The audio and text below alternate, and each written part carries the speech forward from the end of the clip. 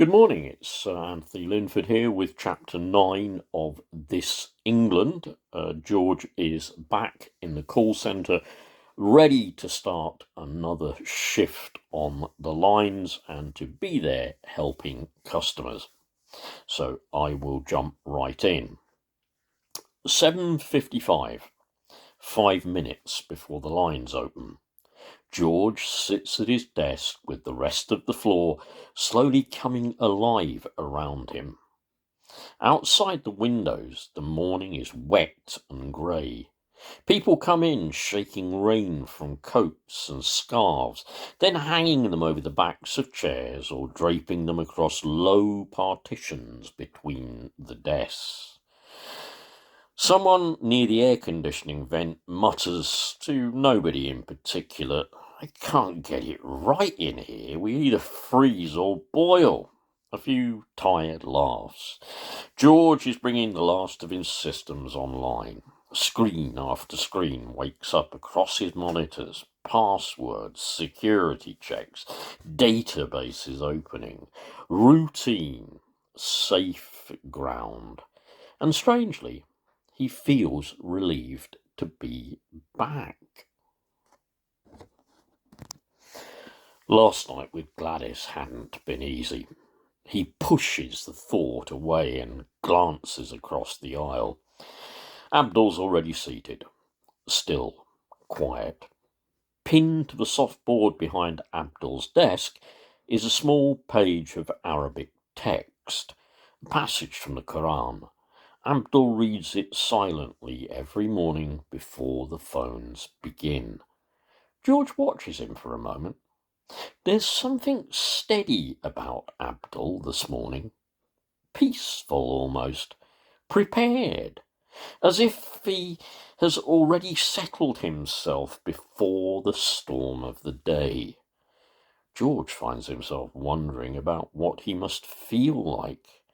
Then the image shifts in his mind. Just for a second, Abdul's calm face dissolves into the moment from yesterday morning.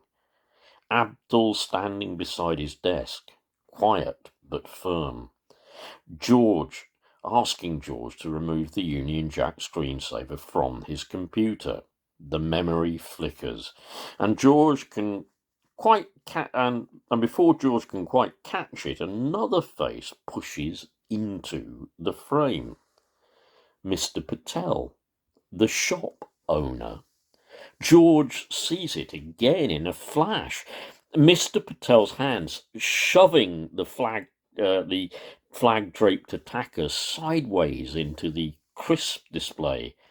Packets bursting, plastic and cardboard exploding across the shop floor. George blinks hard. Another system icon appears on his taskbar. The clock in the corner of the screen ticks forwards. 59. Calls waiting, 300. He stares at the number. 300 people already waiting. He wonders, not for the first time this morning, is what he's feeling guilt, remorse, or something else? Something shifting inside him, something he doesn't yet have words for. Then the tone sounds in his headset, a soft electronic bong. Game on, business as usual. Good morning, you're through to Accenture Customer Services. George speaking. How may I help you today? There is a pause on the line. Then a man's voice. Measured, controlled. My name is Mr. Kumar. George straightens slightly. Already his fingers hover over the keyboard. Good morning, Mr. Kumar. Before we continue, I just need to confirm I'm speaking to the account holder. Can I please take your postcode? The man gives it. George types it in. Everything about the voice is calm, but underneath something tight, something held in place. Thank you, Mr. Kumar. How can I help you today? Another pause. Then the man begins. My shop was attacked 2 nights ago. George's fingers stopped moving. My family were inside. The call centre hum continues around him, keyboard clicking, agents greeting customers. But George hears none of it now. The voice on the line continues. My daughter, she is only a baby. She was asleep in her pushchair near the counter. The man breathes slowly before continuing. When the window broke, the glass went everywhere. George swallows. She was cut. Not badly, but there was blood. George forces his fingers to move again. Typing, recording, procedure. My lip was split, my nose broken. The man speaks with quiet clarity. No anger, no raised voice, just careful placing of facts. My eldest son tried to protect me. A small pause. He is in hospital with concussion. George stares at the monitor. The script sits open on his screen. He already knows the procedure. All agents were briefed this morning. Any calls relating to the viral incident, no discussion, no comment. Take name and postcode, transfer to specialist line. Damage control. He clears his throat. I'm very sorry to hear that, Mr. Kumar. The man says nothing. George continues carefully. We do have a dedicated support line handling the incident connected to that situation. What I can do is take a few details and I'll transfer you directly to the team dealing with these cases. Silence again. Then Mr. Kumar speaks. Yes? George enters the basic information. Name, postcode, incident location. He prepares for the transfer.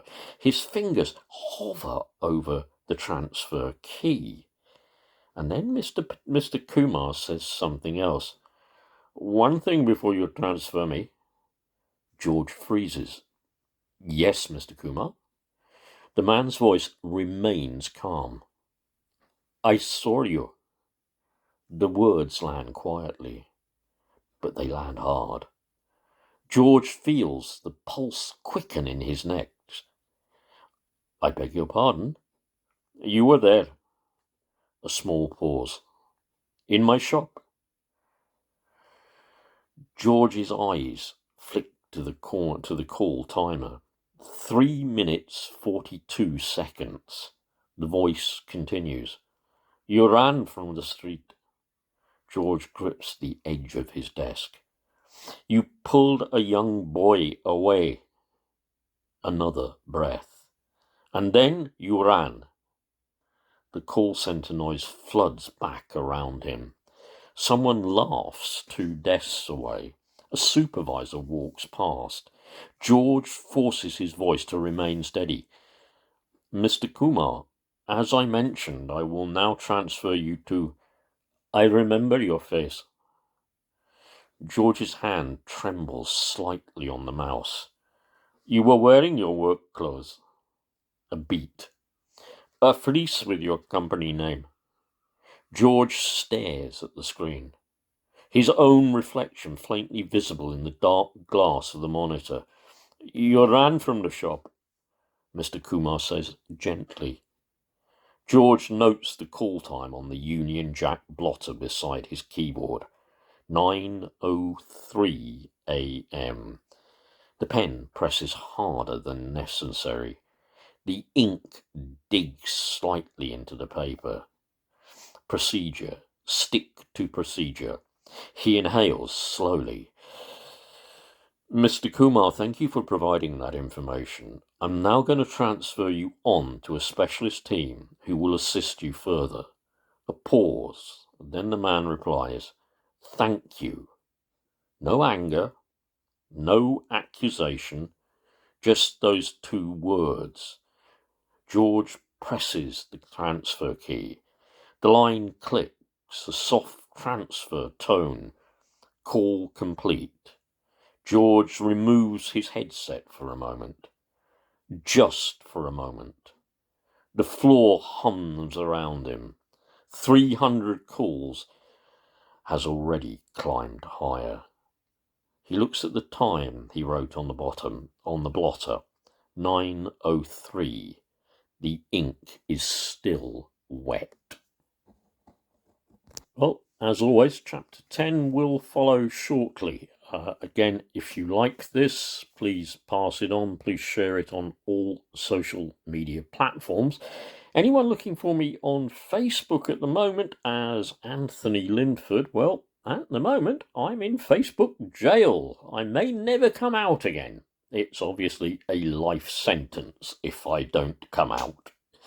So, if you need me for anything, I guess you're best off trying messages on TikTok. That is, of course, if you don't know me.